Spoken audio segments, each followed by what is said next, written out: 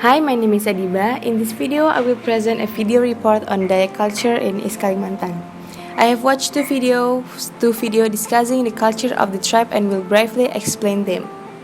The first culture that I will report on and describe is the cultural process of traditional weddings of the Dayak Kenya Lepotau tribe, which is called the Pekiban procession. This procession begins with the prospective bride being brought to the prospective groom's house to be introduced to all of the groom's family and relatives. On the way to the groom's village, the bride and groom will be escorted by traditional Pekiban warriors until the Pekiban event is over. Arriving in front of the groom's village, the bride's side is reluctant to enter the groom's village if there is no sign in the form of an item symbolizing the sincerity of the prospective groom for the woman he loves. And the item is swam or a mashiri, which means to open a road gathering for the two extended families of the bride and groom. After the item is handed over, the groom's party will bring the bride's entourage to his village with a dance of joy before heading to the sacred procession. However, the handing over of the item does not end there. The bride will not enter the groom's house if she is not given item in the form of taut and swaku as proof the man's sincerity. When the Pekiban procession will take place, a set of tools must be prepared as traditional symbols in the form of a tempayang, banja, mat, and swaku or mashiri. After the village had explained the meaning of all the items in front of the bride and groom, the wedding procession will begin with the bride and groom sitting on a small gong or taut while holding the mishiris that have been prepared for the Pekiban together.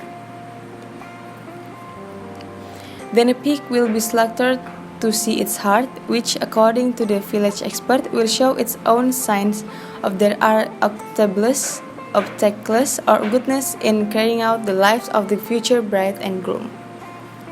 After the Pekiban procession is over, the bride and groom will perform pencok tahu as a form of starting a new family life together with other members of the Lepotau tribe community.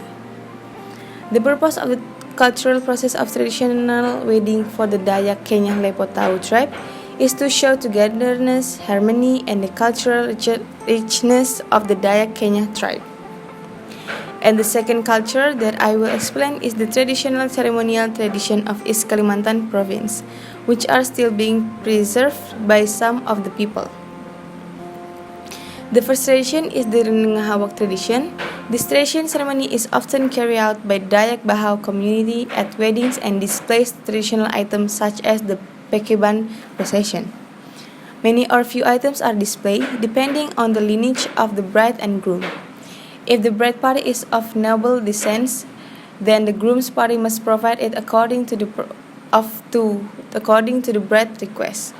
This tradition is contained in customary law, and if there is divorce in the future, there will be consequence that will be borne by the bride and groom.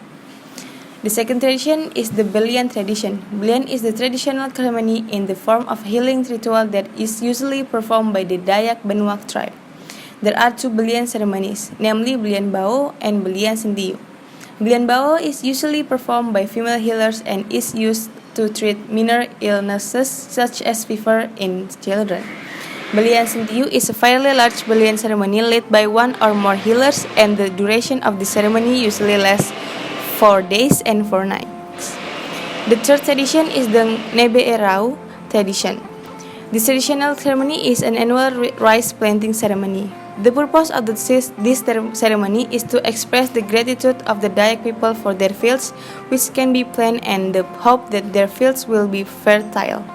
The Neberau ceremony lasts for 1 month and presents various events. In other Dayak tribes, the traditional rice planting ceremony has its own name, such as in the Medang Dayak, who have a rice planting tradition named Bub Jenggo, and the Kenya Dayak who perform the Hudok tradition, and the Bahau Dayak who perform the Donge tradition. The first tradition is the Erau ceremony. Erau is traditional ceremony that is performed once a year. The purpose of the ceremony is an expression of gratitude to the Creator for the abundance of crops received by the people of Kutai. The word Erau itself means crowd, or in general it can be interpreted as a people parties. The last tradition is the ngerangkau tradition.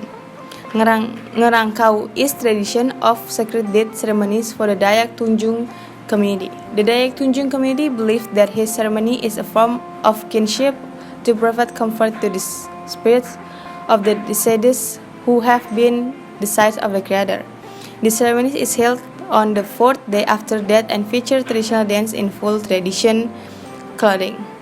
It can be concluded that all the cultural traditions that exist in East Kalimantan province have mean varieties and type, so that the Dayak tribe, who are the original inhabitants of this province, can be widely recognized by people outside the province of East Kalimantan and can also be recognized worldwide with various culture.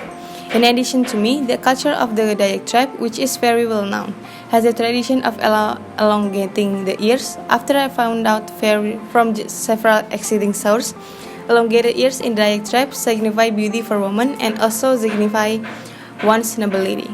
So that's all the explaining I can give in this video. And thank you for watching. Bye bye.